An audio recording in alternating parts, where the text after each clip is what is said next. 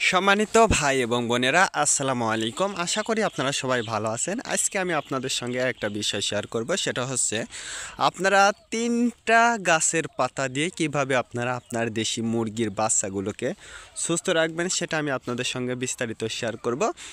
অবশ্যই আপনারা ভিডিওটা না টেনে শেষ পর্যন্ত দেখবেন, তার কারণ ভিডিওটা যদি টেনে টেনে দেখেন তাহলে কিন্তু আপনি অনেক বিষয় মিস করবেন, আর এই মিস করার কারণে আপনি কিছুই বুঝতে পারবেন না এবং আপনার গাছের যে গুণগত মানটা সেটাও কিন্তু আপনি ধরে রাখতে পারবেন না। তে সকালবেলা আপনারা জানেন যারা আমার ভিডিওটা দেখেন, তে আমি কিন্তু সকালবেলা আমার দেশি মুরগিগুলোকে কিন্তু আমি ভুট্টাটা ভেঙে আমি গুঁড়া করে তারপরে সকালবেলা কিন্তু সেই গুঁড়াটাই কিন্তু আমি আমার মুরগিগুলোকে কিন্তু খেতে দিই। তে অনেকেই বলতে পারেন যে, অনেকে আসলে কমেন্ট করে যে আপনি সকালবেলা যেহেতু ভুট্টার গুঁড়াটা দেন ঠিক আছে, কিন্তু ভিজাইয়া যে পানিটা ঠান্ডা থাকে এটাই সমস্যা হয় কি না? আলহামদুলিল্লাহ আমার এ ধরনের কোনো সমস্যা হয়নি, আমার মুরগিগুলো ইনশাল্লাহ সুস্থ আছে। তে আমি কিন্তু প্রতিদিন নেই, তে প্রতিদিনে কিন্তু আমি ভুট্টার গুঁড়াটা দিয়েই কিন্তু আমি আমার দেশি মুরগির সকালবেলার খাবারটা দিই। তো আজকে আমি দেব, যেহেতু আপনারা জানেন যে ঠান্ডা জনিত সমস্যা, অর্থাৎ ঠান্ডা কিন্তু পড়ছে কম বেশি, বাংলাদেশে সব অঞ্চলে কিন্তু ঠান্ডা পড়ছে। তো এই ঠান্ডা জনিত সমস্যা হওয়াটাও কিন্তু স্বাভাবিক, বিশেষ করে গ্রামে আমরা যারা ছেড়ে দিয়ে মুরগিটা পালন করি। আমি কিন্তু মুরগিটা ছেড়ে দিয়ে মুরগিটা পালন করি, এটা সম্পর্কে আমার সামান্য কিছু ধারণা আছে। আপনাদের মতো অত দক্ষ লোক আমি না। তে সামান্য কিছু ধারণা দিয়ে আর কি, আমি যেহেতু গ্রামে বাস করি, তে গ্রামেতে আমরা কিভাবে আমার মুরগির বাচ্চাগুলো বা মুরগিগুলোকে লালন পালন করি সেটাই কিন্তু আমি আপনাদেরকে দেখাচ্ছি। তে দেখুন, আমার মুরগিগুলোকে কিন্তু আমি কিন্তু খেতে দিয়েছি, সেটা হচ্ছে ভুট্টার গুঁড়াটা আমি কিন্তু খেতে দিয়েছি।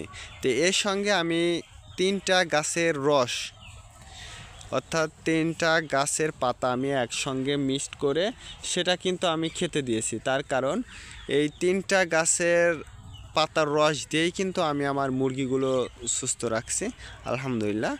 তে আপনারা যারা গ্রামে বাস করেন, আসলে গ্রামে কিন্তু যে সকল বোনেরা বাস করেন, আপনাদের কিন্তু বাড়িতে সব সময় দেশি মুরগির ওষুধটা কিন্তু সব সময় থাকে না। বিশেষ করে আপনার শহর থেকে কিনে তারপরে কিন্তু আপনার মুরগির বাচ্চা বা মুরগিগুলোকে কিন্তু খেতে দিতে হয়। তে আসলে রোগটা যখন বৃদ্ধি পায় তখন কিন্তু আপনি বাজার থেকে ওষুধ কিনে তারপরে আপনারা মুরগির ক্ষয়তে ক্ষয়তে কিন্তু মুরগিটা বেশি অসুস্থ হয়ে যায়। তো আপনারা এটা প্রাথমিক চিকিৎসাও বলতে পারেন, আবার মনে করেন যে এটা দিয়ে আমি মুরগিগুলোকে সুস্থ করব, সেটাও কিন্তু আপনারা করতে পারবেন। তে নির্দ্বিধায় আপনারা যদি সঠিক পদ্ধতিতে সঠিক নিয়মে যদি এই পাতা 3টা খাওয়াতে পারেন, দেখবেন যে ইনশাল্লাহ আপনার ওষুধ লাগবেই না। তে যে সকল বোনেরা আসলে গ্রামে বাস করেন, ছোট্ট পরিসরে খামার করতে চাচ্ছেন, অবশ্যই আপনারা যদি খামারটা করেন, ধৈর্য ধরে যদি খামারটা করেন, আপনার 3টা 5টা বড় মুরগি থাকলে কিন্তু আপনার বড় সড়েও একটা খামার হইতে 6 মাস টাইম লাগবে না, যদি আপনার মন থাকে বা আপনি যদি পালন করার যে অভিজ্ঞতাটা সেটা যদি আপনার থাকে, আর বিশেষ করে যদি আপনারা একটু দেশি মুরগি সম্পর্কে একটু প্রশিক্ষণটা নিতে পারেন, তাহলে দেখবেন যে আপনার এই মুরগি পালন করাটা খুবই সহজ হয়ে যাবে। তে যে সকল বোনেরা দেশি মুরগির খামারটা করতে চাচ্ছেন, অবশ্যই আপনারা করতে পারেন খুব সহজে। এবং আসলে এখন কিন্তু মুরগির বাচ্চা বা মুরগিগুলো কিন্তু বেশি মারা যাচ্ছে, এবং দেখবেন যে মুরগিগুলো কিন্তু মারা যাচ্ছে।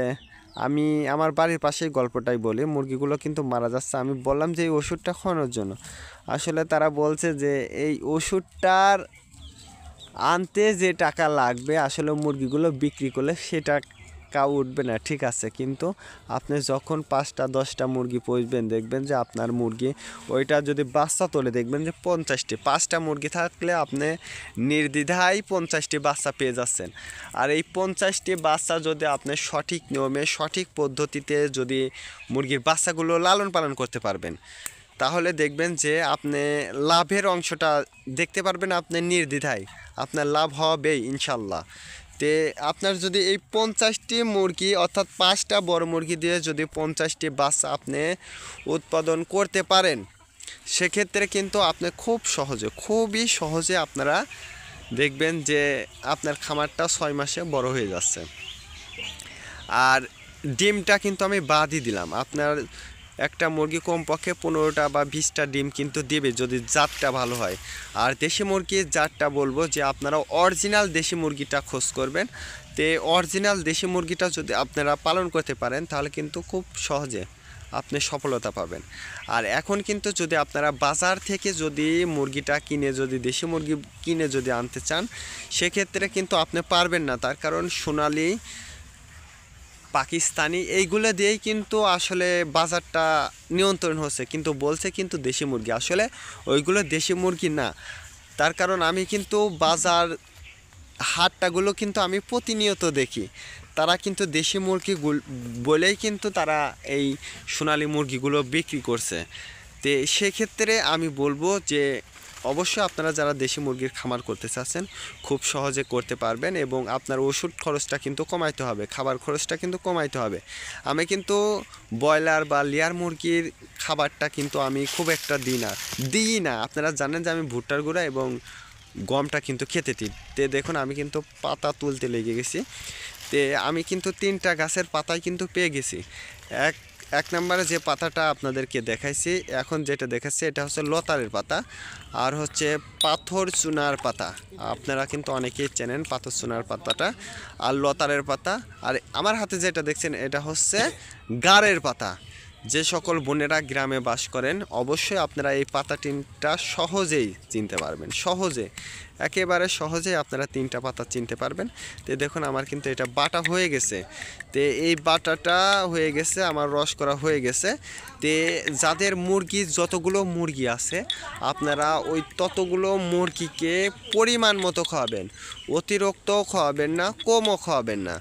তার কারণ যদি কম খান তাহলে কিন্তু কার্যকারিতা পাবেন না। আর যদি আপনি পরিমাণ মতো খাওয়াইতে পারেন তাহলে দেখবেন যে ইনশাল্লাহ আপনার এই গাছের পাতাটা কাজ হয়েছে। আর এটা আমি বলবো যে 2 ঘন্টার মধ্যেই কিন্তু আপনারা এই গাছের পাতার রসের যে চিকিৎসা এটা খুব সহজে পেয়ে যাবেন। আজকে এই পর্যন্ত, ভালো থাকবেন, আল্লাহ হাফেজ।